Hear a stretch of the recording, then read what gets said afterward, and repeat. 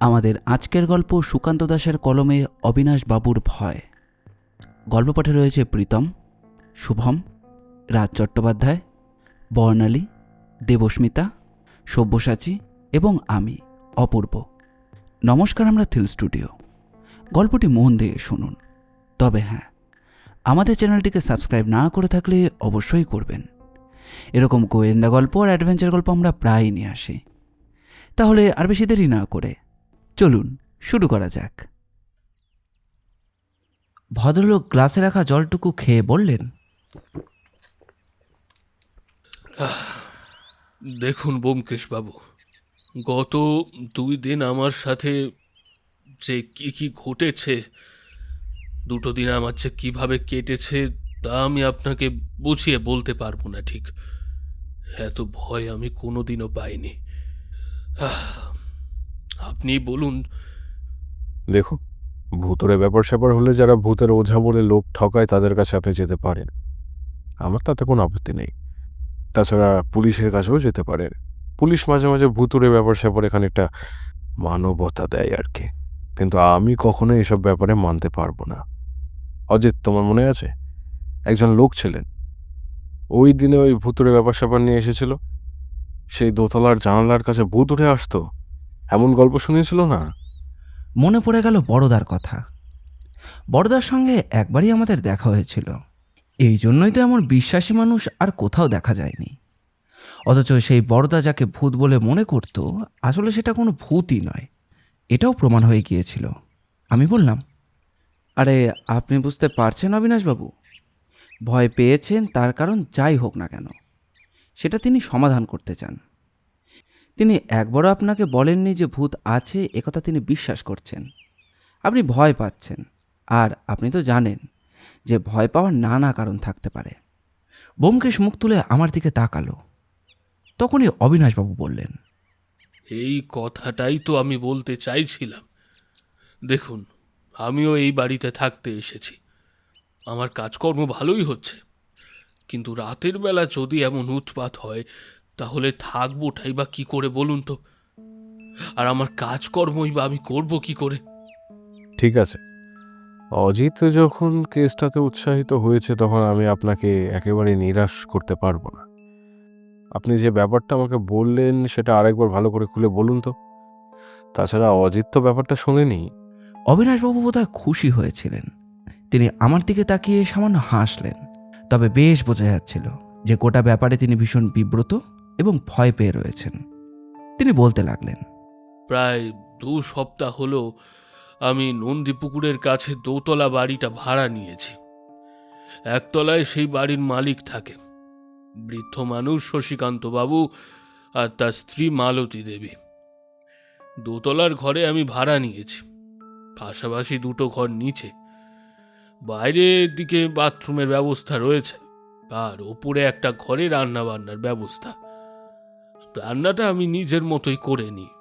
বেশিরভাগ দিন ফিরতে দেরি হয় বলে বাইরে হোটেল থেকে খাবার কিনে নিয়ে আসি। আমার কাজটা হলো বিভিন্ন রকমের কোম্পানির ওষুধ ডাক্তারের কাছ থেকে শুরু করে বিভিন্ন ছোট বড় হাসপাতালে এখানে ওখানে ছড়িয়ে দেওয়া। আল হাসানের ওই যে ওষুধের রিপ্রেজেন্টেটিভ, ওই হলো আমার কাজ। তবে আসল ব্যাপারটা তেমন নয়। ওষুধ নিয়ে ঘুরে ঘুরে আমায় বিক্রি করতে হয় না। আমি আসলে ওষুধের কোয়ালিটি পরীক্ষা করি এবং সে সমস্ত ওষুধ কোথায় কীরকম পাওয়া যাবে সেটা ঠিক করি। মানে আসলে ব্যাপারটা একটু জটিল। আপনার কাজ ওষুধ নিয়ে, আর সেই কাজের জন্যই আপনার দোতলার ঘরটিতে থাকতে আসা। বেশ, এবার সমস্যাটা কি হচ্ছে সেটা বলো। প্রথম একটা সপ্তাহ কোনো সমস্যাই হয়নি, বেশ ভালোভাবেই কেটেছে। সারাদিন এখানে ওখানে ঘোরাঘুরি করে প্রায় বিকেলের দিকে কিংবা বলা যায় রাতের দিকে বাড়ি ফিরে কোনো রকমে খেয়ে দিয়ে ঘুমোতে যাই। কিন্তু আমার ঘুম বেশ পাতলা, কোথাও একটু শব্দ হলেই আমার ঘুম ভেঙে যায়। তা আপনাকে প্রথম দিনের কথাটাই বলি।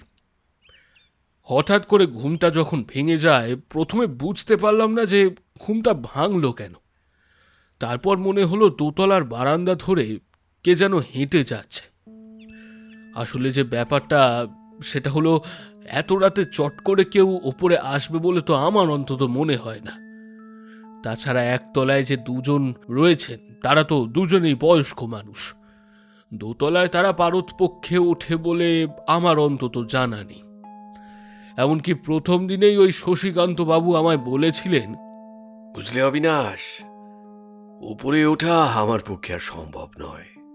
সবকিছুই তোমাকে নিজের মতো করে একটু দেখে বুঝে নিতে হবে। তাতে আমার কোনো আপত্তি নেই। ওপরের ঘরে কি কেউ ছিল?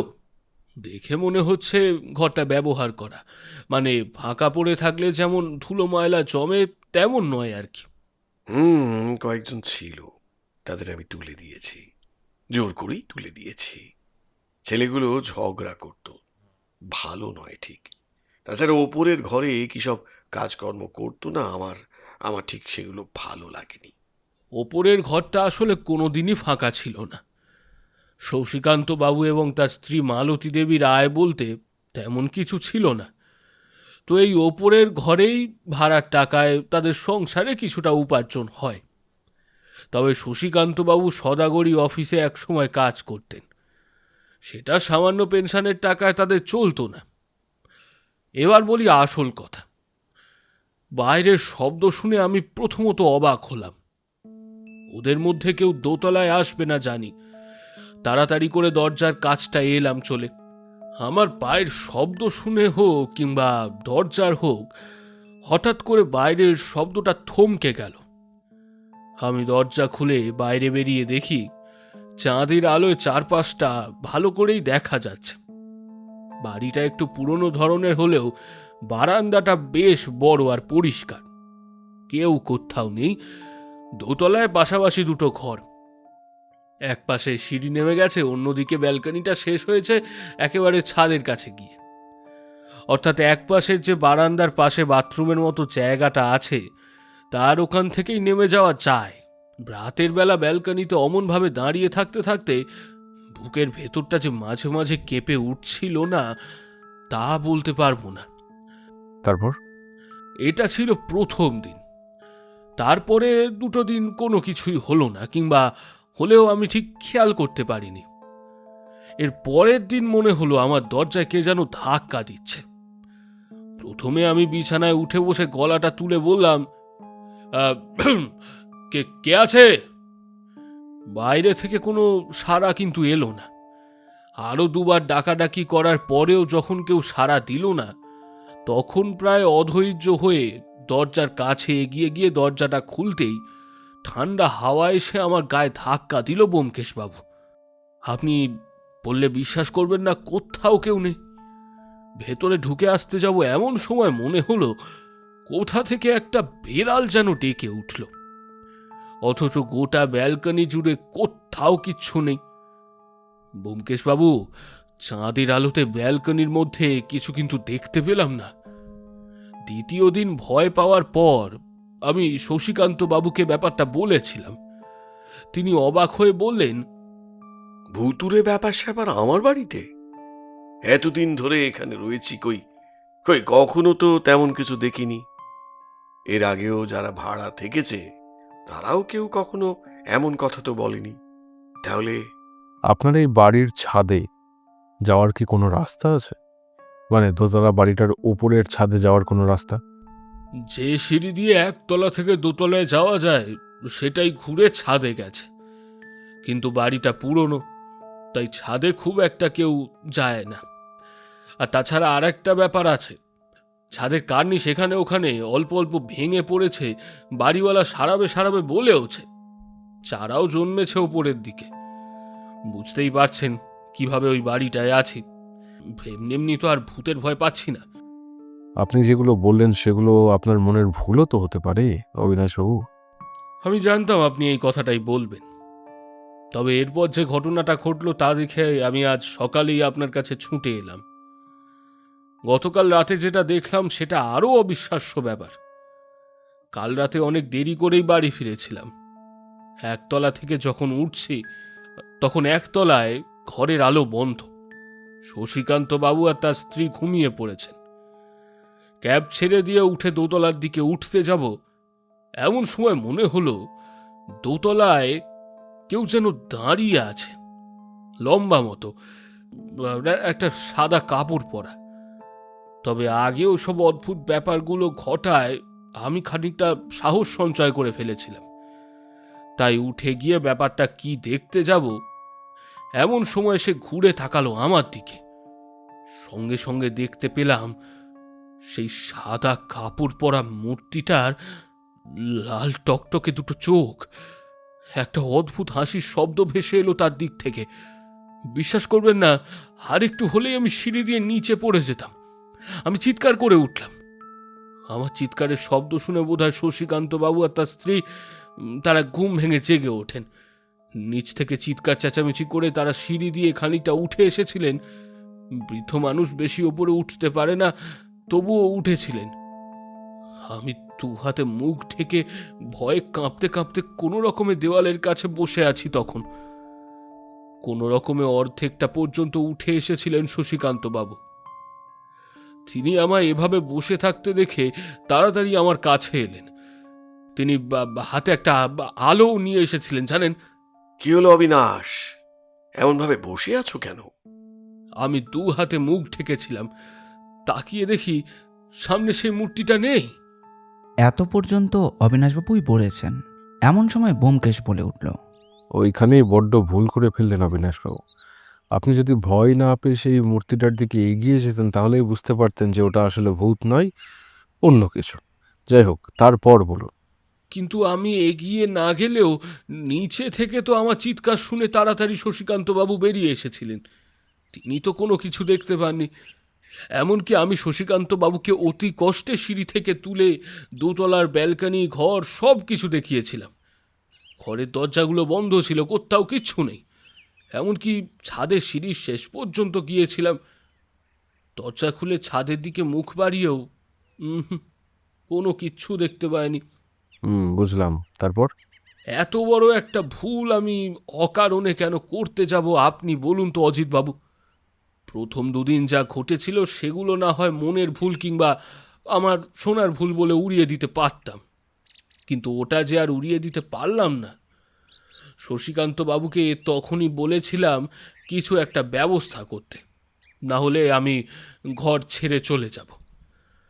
যদিও শশীকান্তবাবু মুখে কিছু বলেননি, তবে মনে হয় তিনি মনে মনে মনক্ষুণ্ণ হয়েছিলেন। আসলে বুঝতে পেরেছিলাম আমার ভাড়ার ওপরেই তার অনেক কিছু নির্ভর করে। বুঝতেই পারছেন, এমন এক বৃদ্ধ দম্পতিকে সমস্যায় ফেলতে আমারও ইচ্ছা হয়নি। আসলে আমার বাড়ি তো বর্ধমান, সেখানে আমার বাবা মা একা থাকে। মাসে একবার করে সেখানে গিয়ে টাকা পয়সা দিয়ে আসি, সব কিছু দেখাশোনাও করে আসি। তাও মাত্র একদিনের জন্য যাই। ওরা যে কিভাবে দিন কাটায় তা আমিই জানি। শশীকান্তবাবু মুখে কিছু না বললেও তার স্ত্রী মালতী দেবী আমায় কিন্তু ছেলের মতোই 2 সপ্তাহের মধ্যে আপন করে নিয়েছিলেন। নিজেই মাঝে মাঝে রান্না করে রাখেন আমার জন্য। এবার আপনি বলুন, এই অবস্থার মধ্যে আমি কি করব? যদি বাড়ি ছেড়ে চলে যাই তাহলে খারাপ লাগবে ওদের জন্য, আর যদি থাকি তাহলে এমন অদ্ভুত অবস্থার মধ্যে আমাকে থাকতে হবে। তাই আর কিছু উপায়ান্তর না দেখেই আপনার কাছে এলাম। এমন ব্যাপার নিয়ে তো আর পুলিশের কাছে যাওয়া যায় না। এতক্ষণে ব্যোমকেশের মুখে একটা চিন্তার ভাঁজ দেখা গেল। বুঝতে পারলাম যে অবিনাশবাবুর কেসটা নিয়ে সে অন্তত কিছুটা হলেও ভাবছে। মুখে বলল, এইভাবে কোনো কিছু বোঝা সম্ভব নয়। জায়গাটা আমায় ভালো করে দেখতে হবে আগে। আপনি একটা কাজ করুন, আপনি আজকে ফিরে যান। অজিত, এনার ঠিকানাটা একটু লিখে নাও তো। আশা করি আপনার ওখানে টেলিফোন জাতীয় কিছুই নেই, তাই আপনার ঠিকানাটা নিয়ে নিলাম। কালকে সকালের দিকে আমি এবং অজিত আপনার ওখানে যাব। ওটা সমস্ত কিছু নিজের চোখে একবার ভালো করে দেখতে হবে। কেসের ব্যাপারে আমি আপনাকে এই মুহূর্তে কিছুই বলতে পারবো না। তাই অবিনাশবাবুর মুখে যেন একটা স্বস্তির নিঃশ্বাস দেখা গেল। ব্যোমকেশ যখন তার কেসটা নিয়েছে তখন কিছু না কিছু তো একটা করতেই হবে, আর সে কথা সে বেশ ভালোভাবেই বুঝতে পেরেছে। ঠিকানা লিখে দিয়ে উঠতে উঠতে তিনি বললেন, কাল তাহলে আমি বাড়িতেই থাকবো, আপনি আসবেন। সকালের দিকে এলে ভালো হয়। যদি দেরি করেন আপত্তি নেই, তবে দিনের বেলা আপনাকে ভালো করে সব কিছু ঘুরিয়ে ঘুরিয়ে দেখাতে পারবো। বুঝতেই পারছেন, পুরাতন বাড়ি, অন্ধকারে অনেক কিছু আবার ভালো করে বোঝা যায় না। এরপর অবিনাশবাবু বেরিয়ে পড়লেন। ব্যোমকেশ আড়মোড়া ভেঙে একটা দীর্ঘশ্বাস ছেড়ে বলল, অজিত, এতদিন পরে একটা কেস এলো, তাও আবার এমন ভৌতুরে ব্যাপার স্যাপার। সত্যি বলতে কি, তুমি তো এই কেসটার সমাধান করে ফেলতে পারো, তাই না? মানে আমার এই হাত দেওয়াটা কি ভালো দেখায়? তুমি নিজেই যখন সাহিত্যিক, গল্প লেখো, তখন এসব ব্যাপারে তো তুমি ভালো সামলাতে পারবে আমার থেকে। আমি বুঝলাম যে ব্যোমকেশ আমাকে খোটা দিচ্ছে। একটু পরেই পুটিরা মিশে চা আর জল খাবার দিয়ে গেল। এক প্রস্ত চা আগেই দিয়ে গিয়েছিল। বৌঠান একতলায় বাগানের ফুলের পরিচর্যা করছে। তবে আমি জানি অবিনাশবাবু চলে গেলেই বৌঠান কি হয়েছে তা শোনার জন্য উপরে উঠে আসবে। সেটাই হলো। বৌঠানের পায়ের শব্দ শুনতে পেলাম। পুটিরামকে আরও এক কাপ চা দিয়ে যাওয়ার জন্য বললাম। পরদিন সকালে অবিনাশবাবুর বলা কথা মতো জায়গাতে পৌঁছে গিয়ে দেখলাম সত্যিই বাড়িটা একটু ভেতরের দিকে। আর তার থেকেও বড় কথা, যে বাড়ির কথা অবিনাশবাবু বলেছিলেন সেটাই একটু পুরনো ধরনের। আমরা যখন দরজার কাছে গিয়ে পৌঁছেছি, একজন বৃদ্ধ বয়সী লোক আমাদের দেখে এগিয়ে এলেন। তার চোখে কৌতূহল। ব্যোমকেশ নিজের পরিচয় দিয়ে বলল, হ্যাঁ, অবিনাশবাবুর সঙ্গে দেখা করতে এসেছি, তিনি আমাদের আসতে বলেছিলেন। এমন সময় ব্যালকনির কাছে অবিনাশবাবুকে দেখা গেল। ব্যোমকেশ আমাকে আগেই বলে রেখেছিল যে বাড়িতে ঢোকার পর থেকে সব কিছুই যেন আমি নজরে নজরে রাখি। সেটাই করছিলাম।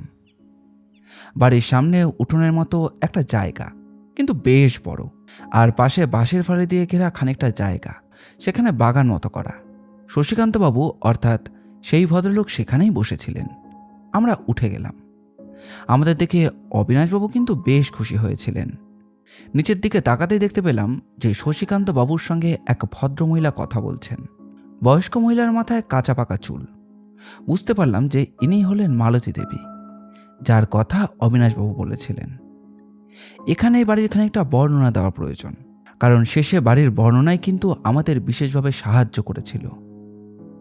একতলায় পাশাপাশি দুটো বড় বড় ঘর, একপাশে রান্নাঘরের জায়গা, আর তার একপাশে বাড়ি থেকে লম্বা বারান্দা, আর নিচের দিকে নামলেই বাথরুমের ব্যবস্থা। তবে বাথরুমটা অ্যাটাচ, বাড়ির সঙ্গে লাগিয়ে একতলা বরাবর তৈরি করা হয়েছে।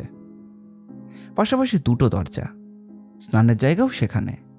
এই যে বাথরুমের ছাদটা কিন্তু তেমনভাবে ঘেরা নয়, একটা সিঁড়ির মতো করা রয়েছে ওপরের দিকে।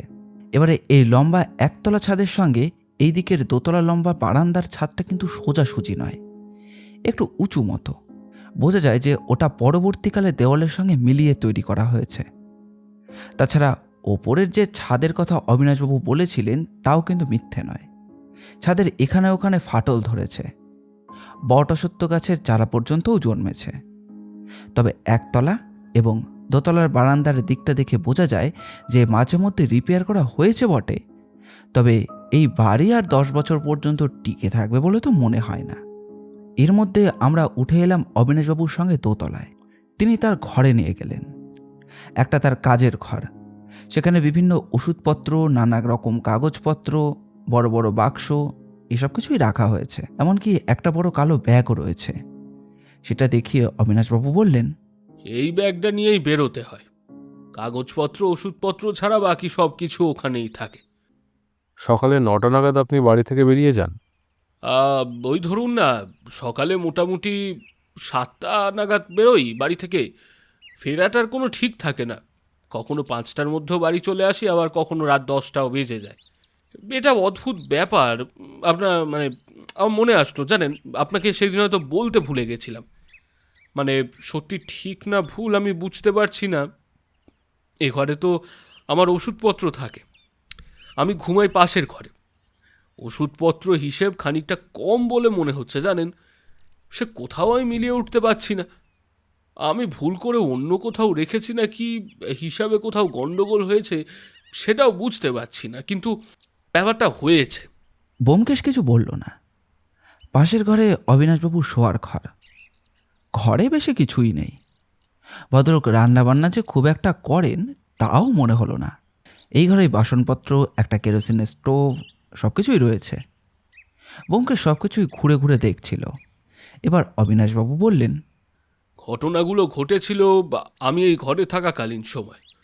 শ্রীকান্তবাবুর স্ত্রীর সঙ্গেও আপনি একবার কথা বলে দেখতে পারেন। ব্যোমকেশ কিন্তু অবিনাশবাবুর কথাটাকে সম্পূর্ণ অগ্রাহ্য করে একটা অদ্ভুত কথা বলল। একটা কথা বলুন তো অবিনাশবাবু, এখানে আসার পরে কি আপনি একবারও ছাদে উঠেছিলেন? একবার উঠেছিলাম। প্রথম যেদিন এখানে আসি তখন ওপরের ঘরটা দেখার জন্য সেদিনই উঠেছিলাম। ওই ছাদের অবস্থা একেবারে ভালো নয়। তাছাড়া বুঝতেই পারছেন, সকালে বাড়ি থেকে বেরিয়ে রাতে ফেরার পর ছাদে ওঠার মতো মনের ইচ্ছে বা শক্তি কোনোটাই শরীরে থাকে না। আচ্ছা, এই যে সিঁড়ির কাছে আপনি যাকে দাঁড়িয়ে থাকতে দেখেছিলেন, তাকে ঠিক কোন জায়গাটায় দেখেছিলেন সেটা আমাকে একটু ভালো করে বলুন তো। ব্যোমকেশের সঙ্গে অবিনাশবাবু ঘর থেকে বেরিয়ে এলো। সিঁড়িটা যেখানে দোতলার ব্যালকনির কাছে উঠেছে ঠিক সেই জায়গায় দেওয়ালের এক দিকটায় দাঁড়িয়ে অবিনাশবাবু আমাদের সেই মূর্তিটার মতো করে দেখালেন। মূর্তিটার বেশ খানিকটা দেওয়ালের এক পাশে এবং বাকিটা সিঁড়ি দিয়ে সামান্য উঁচু হয়ে ঝুঁকে রয়েছে। অবিনাশবাবু প্রথমে ব্যালকনির দিকে ঘুরলেন, তারপর এদিক করে বললেন, প্রথমে মূর্তিটা এদিকেই তাকিয়েছিল। আমি সিঁড়ি দিয়ে ওঠার সময় পায়ের শব্দ পেয়েই বোধহয় আমার দিকে তাকায়, আর তখনই তো লাল চোখ দুটো আমি দেখতে পেয়েছিলাম। বিশ্বাস করুন, ভয় পেয়ে গিয়েছিলাম সত্যি। আমার অবস্থার মধ্যে থাকলে আপনি নিজেও হয়তো ভয় পেতেন। ক্ষমা করবেন, এমন অবস্থার মধ্যে থাকলে প্রথমে আমি ভয় পেতাম না। প্রথমে ওপরে উঠে মূর্তিটা আসলে কে সেটা দেখবার চেষ্টা করতাম। ভয় পাওয়ার জন্য তো অনেক সময় ছিলই। তাছাড়া মূর্তিটা তো আপনার কোনো ক্ষতি করেনি। যদি না করে তাহলে ভয় পেয়ে কোনো লাভই নেই। আশা করি আমার কথাটা আপনি বুঝতে পারছেন। অবিনাশবাবু এই কথার কোনো উত্তর দিলেন না। আমি বললাম, তার মানে ব্যাপারটা তুমি কি বলতে চাইছো ব্যোমকেশ? বলতে চাইছি অনেক কিছুই, কিন্তু এই মুহূর্তে কিছু বলছি না। অবিনাশবাবু, আমার মনে হয় এইভাবে চললে কিন্তু আপনার এখানে বেশি দিন থাকা হবে না। আর তাছাড়া ওষুধপত্র নিয়েও আপনি সমস্যায় পড়েছেন। তাতে করে আপনাকে কিন্তু এই বাড়িটা ছাড়তেই হবে। অবিনাশবাবু আমাদের দিকে অবাক হয়ে তাকালেন। ব্যোমকেশ অবিনাশবাবুকে নিয়ে তার ঘরের দিকে চলে গেল। আমায় সেখানেই দাঁড়াতে বলল। আমি দাঁড়িয়ে দাঁড়িয়ে ব্যালকনির দিক থেকে নিচের দিকে তাকিয়ে দেখছি। দেখি বাগানে কাজ করতে করতেই শশীকান্তবাবু মাঝে মধ্যে ওপরের ব্যালকনির দিকে তাকিয়ে দেখছেন। একবার আমার সঙ্গে চোখাচোখি হলো। শশীকান্তবাবু বললেন, ব্যোমকেশ বাবুকে প্রথমে চিনতে পারিনি, সত্যি বলছি। মনে হলো নামটা যেন চেনা চেনা। আসলে চাকরি বাকরি ছাড়ার পর তো সব সময় বাড়িতেই থাকি। আচ্ছা, আপনি বুঝি অজিত বাবু? ওই ব্যোমকেশ বাবুর কেসের ব্যাপারগুলো তো আপনি তো ওইগুলো নিয়ে বইপত্র লেখেন। আমি সামান্য হাসলাম, কিন্তু তার সঙ্গে সঙ্গে আমার নজর চলে গেল বাড়ির বাইরের দিকে। আগেই বলেছি, বাড়িটা একটু ভেতরের দিকে। একটু দূরে বাড়ির বাইরের রাস্তাটার ওপাশে একটা ছোট গাছ মতো রয়েছে। সেই গাছটার কাছে দুজন লোক দাঁড়িয়ে মাঝে মধ্যেই এদিকটায় তাকিয়ে দেখছে। আমার সঙ্গে চোখাচোখি হতেই তারা এদিকে তাকালো না। কিছুক্ষণ নিজেদের মধ্যে কথা বলে তারপর হাঁটতে হাঁটতে চলে গেল সামনের দিকে। আমি ভাবলাম তাহলে বাড়িটার ভূতের ব্যাপার কি বাইরে পর্যন্ত ছড়িয়ে পড়েছে, কিন্তু শশীকান্তবাবু তাহলে অস্বীকারই বা করলেন কেন? ব্যোমকেশ যে ভূতের ব্যাপার কখনোই মানবে না সে কথা আমি হলপ করে বলতে পারি। একটু পরে ব্যোমকেশ যখন ফিরে এলো তখন শুনতে পেলাম অবিনাশবাবু বলছেন, ঠিক বলেছেন ব্যোমকেশবাবু, প্রাণের মায়া বড় মায়া। তার বাইরে তো আর কোনো কিছুই করা সম্ভব নয়। একটা কাজ করা যাক তাহলে, বাড়িটা ছেড়েই দিই। দুদিনের মধ্যে ব্যবস্থা করে নিচ্ছি। এইসব ওষুধপত্র সব কিছু নিয়ে যেতেই একটু যা সমস্যা। তা কোথায় গিয়ে থাকা যায় বলুন তো? তার আগে যে কাজের কথা আপনি বলেছিলেন সে কাজটা করে আসুন। অবিনাশবাবু আমাদের সঙ্গে নিচে নেমে এলেন। শশীকান্তবাবু স্ত্রীর সঙ্গে আমাদের পরিচয় করিয়ে দিলেন। তখনই অবিনাশবাবু জানালেন, শশীকান্তবাবু একটা কাজের জন্য আমাকে দিন দুয়েকের জন্য বর্ধমান যেতে হবে। দুদিনের আগে তো আমি ফিরবো না, আজকে বেরিয়ে পড়ব। আপনি কিন্তু ওপরের দিকে খেয়াল রাখবেন, বুঝলেন? এত ওষুধপত্র আছে, এত কিছু আছে, তাছাড়া যা হয়ে চলেছে সে তো আর বলার নয়। তাই আমি বরং একবার বাড়ি থেকে একটু ঘুরে আসি, কি বলেন? দেখুন শশীকান্তবাবু, অবিনাশবাবু আমায় ডেকেছিলেন এই দোতলার ব্যাপারটার জন্য, কিন্তু ভূতের ব্যাপারে তো আমার কিছু করার নেই। সেসব ক্ষেত্রে ব্যোমকেশ বক্সী একেবারেই অপারক।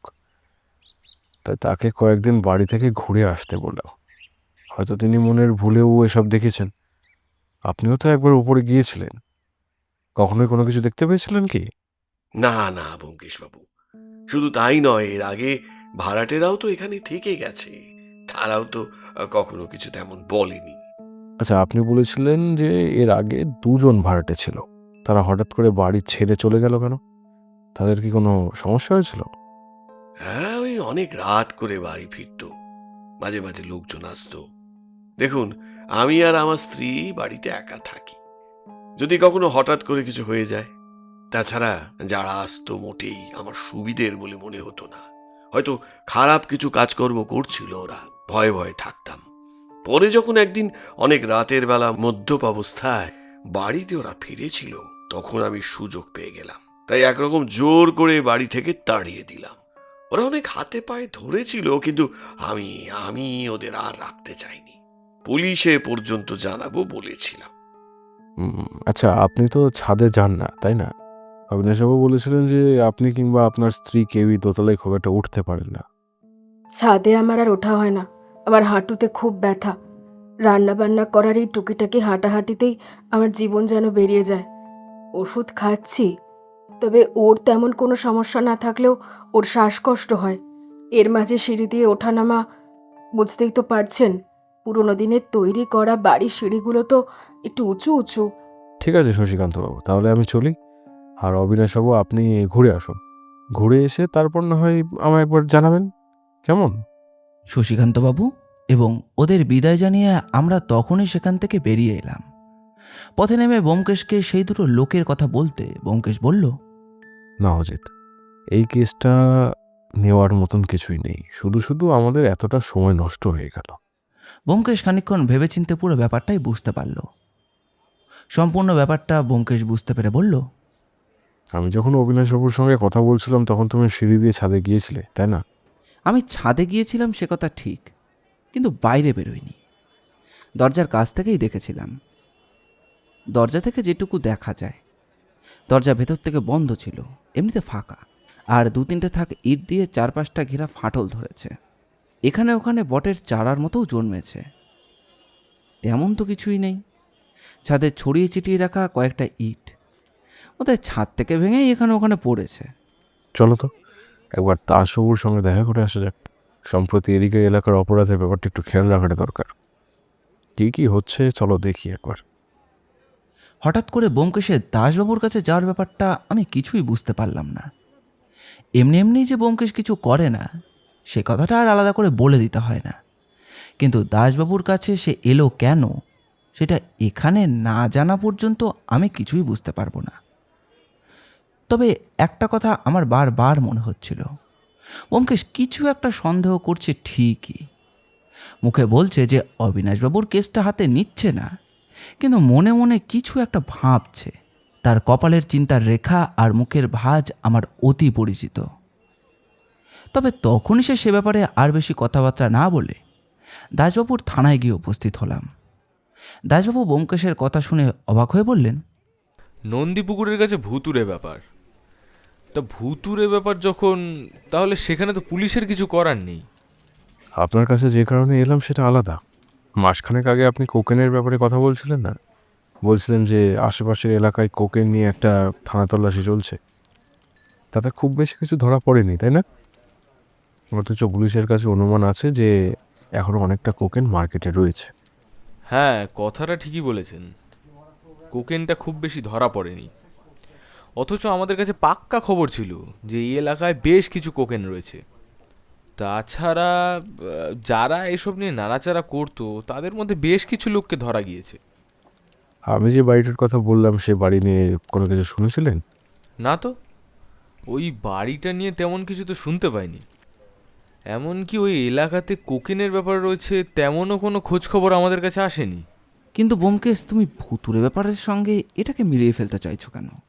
শশীকান্তবাবু বেশ সম্ভ্রান্ত মানুষ বলেই মনে হলো।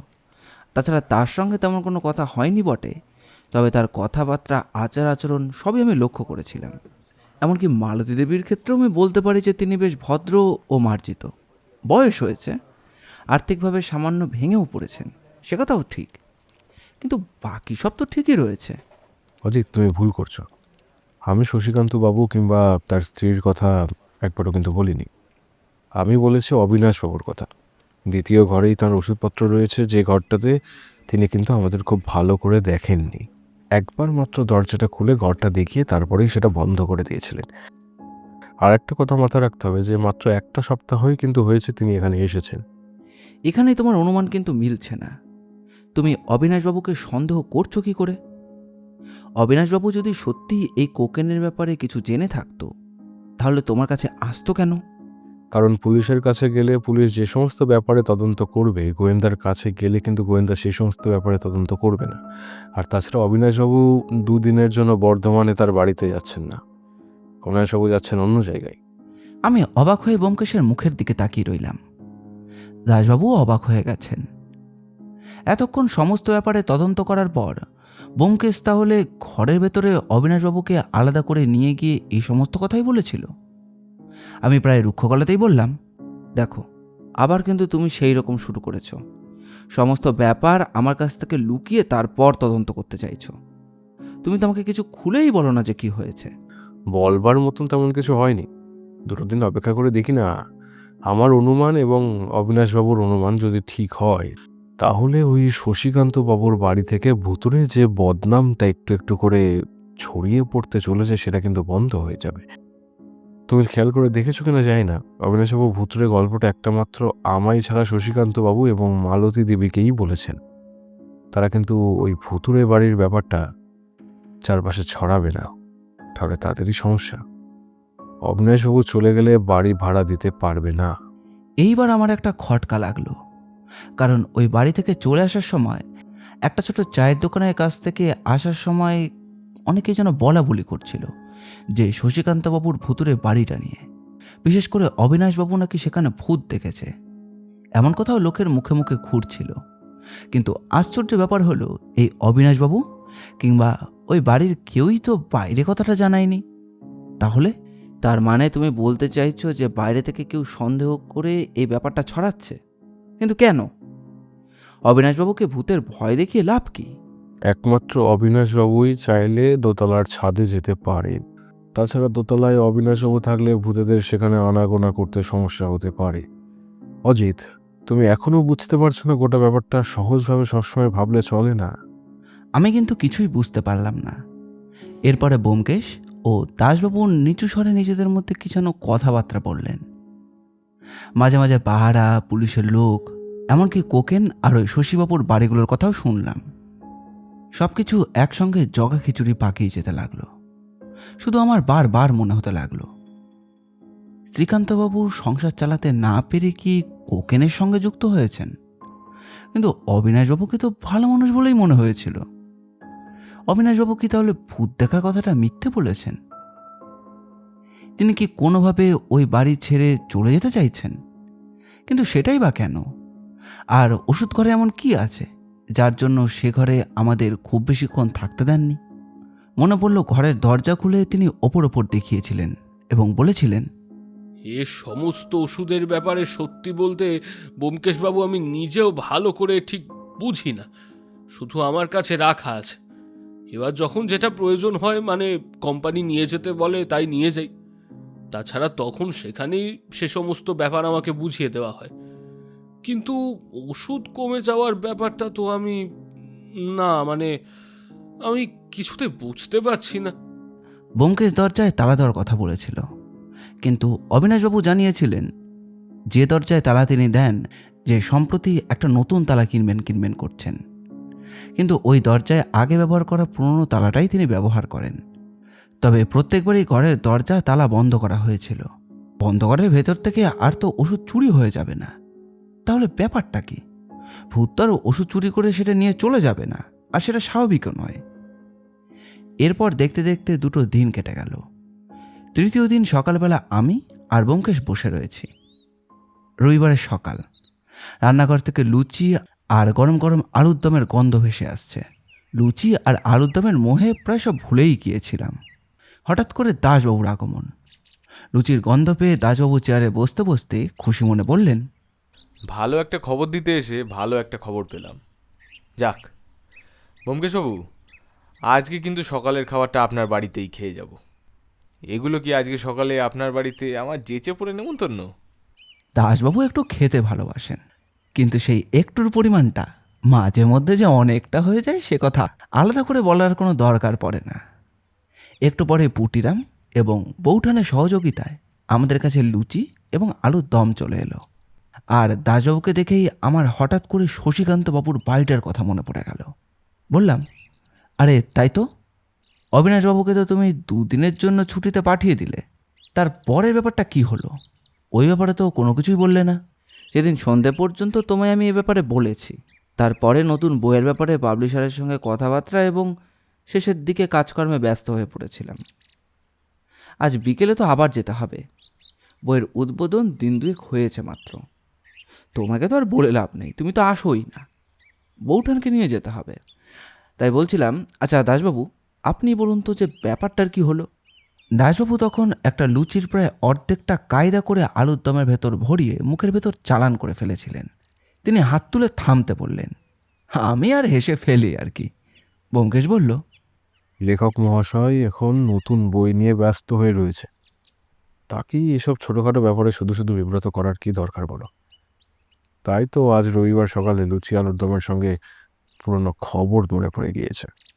অবিনাশবাবু আমার কথা শুনে ভালোই করেছিলে। যদি সেটা না করতেন তাহলে হয়তো আবারও 1-2 মধ্যে তিনি ভূতের দেখা পেতেন। এবার শোনো, তুমি আর আমি যখন ওদের বাড়িতে গিয়েছিলাম তখন সেখানে কি কি দেখেছিলাম ভালো করে মনে করো। অবশ্যই মনে আছে। অবিনাশবাবুর একটা ঘরে ওষুধপত্র ও পাশের ঘরে তার থাকবার জায়গা, আর একতলায় শশীকান্তবাবু, মালতী দেবী। আরে এসব ব্যাপার তো সবাই দেখেছে, এসব ব্যাপার আমি বলছি না। এমন একটা ব্যাপারের কথা বলো যেটা একটু অদ্ভুত ছিল আর যে ব্যাপারটা অন্য কারোর চোখে এত সহজে পড়বে না। আমি মনে মনে ভাবার চেষ্টা করতে লাগলাম। তারপর বললাম, তেমন কোনো ব্যাপার তো ঠিক মনে পড়ছে না। তুমি কি ওই বাথরুমটার কথা বলছো? ওই দেওয়ালটাই তো পরে তৈরি করা হয়েছিল এবং ছাদটাও সামান্য নিচু, সেটা কি? অজিত, ছাদের কথাটা আমি বারবার বলেছিলাম, তবে ছাদের কথাটাই লক্ষ্য করনি। আচ্ছা, ছাদের ওপরে এদিকে ওদিকে ইট ছড়িয়েছিল দেখেছিলে? দেখেছিলাম, কিন্তু কেন? ওই বাড়িতে পাঁচিল থেকে শুরু করে বাড়ির কাজ সমস্ত কিছুতেই এমন কিছু দেখা গিয়েছে যেখানে যেখানে ভাঙা রয়েছে কিংবা যেখানে অর্ধেক কাজ হয়েছে এবং বাকি কাজ করবার জন্য ইটের প্রয়োজন রয়েছে। আমি ভালো করে মনে করবার চেষ্টা করলাম। পাঁচিল থেকে শুরু করে বাড়ির দেওয়াল সব কিছুই পুরনো। এখানে ওখানে ফাটল ধরতে শুরু করেছে বটে, কিন্তু ভেঙে পড়েনি। মানে বাইরে থেকে দেওয়ালের ওপর ফাটল ধরা আর ভেতর থেকে ভেঙে পড়া দুটো যেন আলাদা। বললাম, না তেমন কিছু তো ছিল না, কিন্তু তাহলে ছাদের ওই ইটগুলো এলো কোথা থেকে? আর তাছাড়া ইটগুলো তো বেশ নতুন বলেই মনে হয়েছিল। জলে থেকে কিংবা অনেক সময় শ্যাওলা লাগলে যেরকম হয় অনেকটা সেরকম, অথচ ওগুলো তো নতুন। ওখানেই ছিল আসল ব্যাপারটা। ইটের মধ্যে কোকেন লুকিয়ে রেখেছিল এবং সেগুলো উল্টো করে ছাদের মধ্যে এমনভাবে রেখেছিল যেন বৃষ্টি হলেও তার ভেতরে জল না ঢুকতে পারে। বাইরে থেকে দেখে মনে হবে সাধারণ ইট, কিন্তু তুললে পরেই বোঝা যাবে যে ইটের ভেতরে এমন কায়দা করে ওই কোকেন রাখা রয়েছে যে বৃষ্টির জল ইটের নিচ পর্যন্ত পৌঁছাতে পারলেও তা ভেতরে ঢুকতে পারবে না। কিন্তু অবিনাশবাবু কিংবা শশীকান্তবাবু মিলে ওই ইটের মধ্যে কোকেন লুকিয়ে ছাদে রেখে করবে কি? আবারও ভুল করছো অজিত তুমি। তোমার মনে আছে শশীকান্তবাবু কি বলেছিলেন? শশীকান্তবাবু বলেছিলেন যে 2 মাস আগেই অবিনাশবাবু এখানে থাকবার আগেই দুজনকে তিনি বাড়ি ভাড়া দিয়েছিলেন এবং তারা সেখান থেকে যাওয়ার সময় আসল ব্যাপারটা। প্রায় বিদ্যুৎ চমকের মতো একটা কথা আমার মনে পড়ে গেল। বলে উঠলাম, দাঁড়াও দাঁড়াও দাঁড়াও, এর আগে যতদিন বাড়ি ভাড়া নিয়েছিল তারা মোটেই সুবিধের ছিল না বলে শশীকান্তবাবুর মনে হয়, এবং তাই তিনি এখান থেকে ওদেরকে সরিয়ে ফেলেন।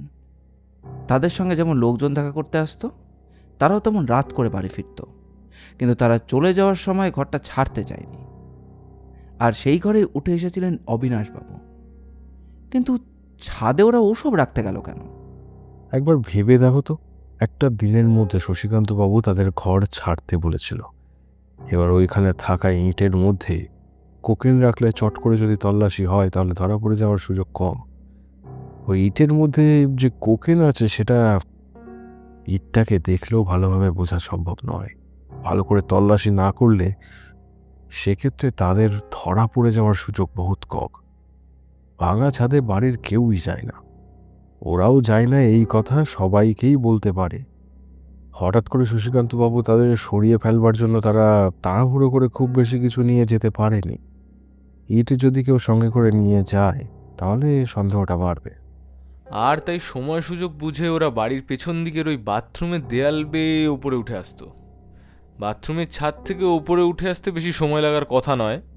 তাছাড়া বাথরুমের ছাদ থেকে দোতলার ব্যালকনিতে আসা যায়, এখান থেকে বা ছাদের দরজা খুলে গেলেই হলো। কিন্তু এসবের মধ্যে ভূতুরে ব্যাপার আসছে কোত্থেকে? আর অবিনাশবাবু যে বলেছিলেন যে তিনি দুটো টকটকে লাল চোখ দেখেছিলেন। ভুতুড়ে ব্যাপারটা হলো আসল ব্যাপার। এটাকে উদ্ধার করতে অনেকটা সময় লেগেছে। ভেবে দেখো, অবিনাশবাবু প্রথম যখন ও বাড়িতে এলেন তিনি দোতলায় থাকতে শুরু করলেন। প্রথমে তিনি পায়ের শব্দ শুনতে পান, কিন্তু ঘর থেকে বেরিয়ে কাউকে দেখতে পান না। এরপরে দরজায় ধাক্কাও শুনতে পান। তখন তিনি ভূত দেখতে পাননি, অর্থাৎ তখন তাকে কেউ দেখতে পায়নি। অবিনাশবাবু এমন একদিন তাকে দেখতে পেয়েছিলেন। যেদিন তিনি দেরি করে বাড়ি ফিরেছিলেন সেটা শশীকান্ত এবং অবিনাশবাবুর সঙ্গে ভালো করে কথা বলে পরে জানা গিয়েছে। সেদিন অবিনাশবাবু রাত্রেবেলা ভূতের দেখা পেয়েছিলেন। সেদিন সাদা কাপড় পরা একজনকে দাঁড়িয়ে থাকতে দেখেছিলেন। সেদিন সেই সময় ছাদের ওপর কিছু শব্দ শোনা গিয়েছিল, কিন্তু সেদিনে ভয়ের জন্য অবিনাশবাবু কিংবা শশীকান্তবাবু কেউ এই ঘর থেকে বাইরে বেরোয়নি।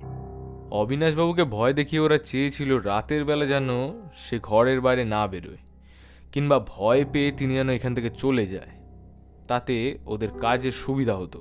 এতক্ষণে বৌঠান আমাদের কাছে এসে পড়ে সেসব কথাই শুনছিল।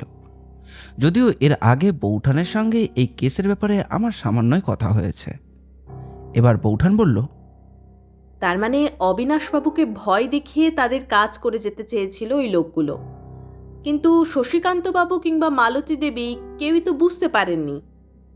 আমায় ঠাকুরপো যতটা বলেছে, অবিনাশবাবু বর্ধমানের নাম করে বাড়ি থেকে বেরিয়ে গিয়েছিল। তাহলে ওরা ধরা পড়ল কি করে? প্রথমেই ব্যোমকেশবাবু ব্যাপারটা সন্দেহ করেন। কাল সন্ধ্যার দিকে তিনি আমায় জানিয়েছিলেন যে সাদা পোশাকের পুলিশ পাহারা ওই বাড়ির আশেপাশে রাখতে, কারণ তিনি মনে করেন যে ওই বাড়ির দোতলায় কিছু একটা হতে পারে। যদিও তিনি আগের দিনের কথাই বলেছিলেন, সেদিন নজর রাখার জন্য আমি একজনকে পাঠিয়েছিলাম। সে দেখেছিল ওই বাড়ির ছাদে একজন লোক রয়েছে, এদিকে অবিনাশবাবু নেই। তাই কাল দুজন পুলিশকে আমি শশীকান্তবাবু এবং মালতী দেবীর সঙ্গে কথা বলে ব্যোমকেশবাবুর সাহায্যে ওই বাড়িতে মোতায়েন করেছিলাম। যথাসময়ে যখন বাড়ির দোতলার ব্যালকনিতে ভূতের উপদ্রব শুরু হয়, হাসির শব্দ শোনা যায়, ঠিক তখনই আমার লোকেরা ওপরে চলে যায়। ওই সাদা কাপড় পরা লাল চোখের এই অতৃপ্ত আত্মাকে ওরা দেখতে পায়। প্রথমে ওরা ভয় পাওয়ার ভান করে, সিঁড়ি দিয়ে নেমে আসে এবং ওই মূর্তি ওদের পিছু পিছু আসে। তারপরের ঘটনাটা অতি সামান্য। পুলিশের মারের কাছে সমস্ত কিছু স্বীকার করে ফেলে ওরা। আসলে ওখান থেকে যে দুজন পালিয়ে গিয়েছিল তারা ওরা নয়। তারা যদি এখানে আসতো তাহলে ধরা পড়ে যাওয়ার সম্ভাবনা ছিল। ওই এলাকার দুজন লোককে ওরা কাজে লাগিয়েছিল। এখানে ভুতুড়ে উপদ্রব ছড়িয়ে ফেলে এবং সময় সুযোগ বুঝে প্রয়োজনে ইটের ভেতর থেকে কোকেন বার করে নিয়ে যাওয়া। আশ্চর্যের কথা হলো, দ্বিতীয় দিন সন্ধেবেলা আমি একটু বেরিয়েছিলাম, তোমার মনে নেই? সেদিন ও বাড়িতে গিয়ে ছাদে উঠে আমি ইটের ভেতরে পরীক্ষা করেছিলাম ভালো করে। সেখানে কিন্তু কোনো রকম কোকেইন ছিল না। ভেবেছিলাম আমার ভাবনার ভুল, কিন্তু পরে সেদিন রাত্রেবেলা ছাদের ওপরে একজনকে ওই ইটের ভেতর থেকে কোকেন বার করতে দেখে পুলিশের লোকেরা সেটা নিশ্চিত করে। তার মানে শুধুমাত্র নিজেদের কাজ ভালোভাবে চালাবার জন্য ওই বাড়িটাকে ভুতুড়ে বলে ওরা ছড়িয়ে ফেলতে চাইছিল। এ ব্যাপারে শশীকান্তবাবু কিংবা মালতী দেবী সত্যি কিছু জানতেন না? এতদিন ধরে শশীকান্তবাবু এক বাণিজ্য বিভাগে কাজ করেছেন। পুলিশের সঙ্গে তার সম্পর্ক বেশ ভালো ছিল। তিনি কিন্তু এমন কোনো কাজ কখনো করেননি যেটা বেআইনি। তিনি কিন্তু এ ব্যাপারে সত্যি কিছু জানেন না। এবং সত্যি সত্যি তিনি এবং তার স্ত্রী বেশ বছর খানেকের বেশি হয়ে গিয়েছে ছাদে যেতেন না। অবিনাশবাবু কি তাহলে ওই বাড়িতেই থাকছেন এখন? অবিনাশবাবুকে একটা ব্যাপারে আমি সন্দেহ করেছিলাম। আর এই ওষুধের ব্যাপারটা নিয়ে কিন্তু ভদ্রলোক সত্যিই গোটা ব্যাপারটা নিয়ে এত ভেঙে পড়েছিলেন, বাইরে না দেখলেও তিনি মনে মনে বেশ চিন্তায় ছিলেন। তিনি পরে আমায় এবং দাসবাবুকে সমস্ত ওষুধ ঘুরিয়ে ঘুরিয়ে দেখিয়েছিলেন। তবে এখন সব কিছু ঠিক আছে। এমনকি দাসবাবুর সাহায্যে বাকি যারা ওই কোকেনের চক্রের সঙ্গে জড়িয়ে ছিল তাদেরও ধরা গিয়েছে। সত্য, আর দুটো লুচি দাও তো দাসবাবুকে। দাসবাবু সত্যি, হ্যাঁ, দাসবাবু সত্যিই এমন একটা কাজ করেছেন।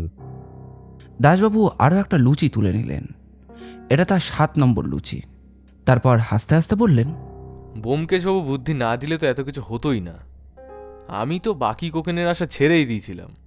ভাগ্যিস ব্যোমকেশবাবু ছিলেন। আমরা সকলেই একসঙ্গে হেসে উঠলাম। আর তখনই মনে পড়ে গেল ওই লাল চোখের ব্যাপারটা। ব্যোমকেশ বোধহয় অন্তর্যামী, বলল, এক ধরনের লাল কাগজ পাওয়া যায়, তার মধ্যে এক ধরনের ফসফরাস এমনভাবে লাগানো যাতে অন্ধকারে সেগুলো চলে। সেটাই কাজে লাগিয়েছিল অবিনাশবাবুকে ভয় পাওয়ানোর জন্য, বুঝলে? এখন লুচিতে মন দাও, একটু পরে আমাদের সঙ্গে একজন দেখা করতে আসছেন। এ কথায় আমি আবার অবাক হলাম। আর তারপরেই একটু পরে পুটিরাম সিঁড়ি দিয়ে ওপরে উঠে এসেছে। দরজা ফাঁক করে বলল, বাবু, আপনার সঙ্গে একজন দেখা করতে এসেছেন। ব্যোমকেশ সামান্য এসে ইশারায় তাকে অপেক্ষা করতে বলতেই আমি লুচিতে মন দিলাম। বলা তো যায় না যে এটা আবার কোন কেস এসেছে। গল্পটি ভালো লাগলে অবশ্যই লাইক করবেন এবং কীরকম লাগলো সেটি কমেন্ট করে জানাবেন। আমরা আপনাদের মধ্যে থেকে একটি কমেন্ট পিন করে দেব। এই রকম গোয়েন্দা গল্প আর অ্যাডভেঞ্চার গল্প আমরা প্রায়ই নিয়ে আসি। আমাদের চ্যানেলটি ঘুরেও আসতে পারেন। আমাদের চ্যানেলটিকে সাবস্ক্রাইব করে আমাদের পাশে থাকবেন। আপনাদের ভালোবাসা একান্ত কাম্য। ধন্যবাদ।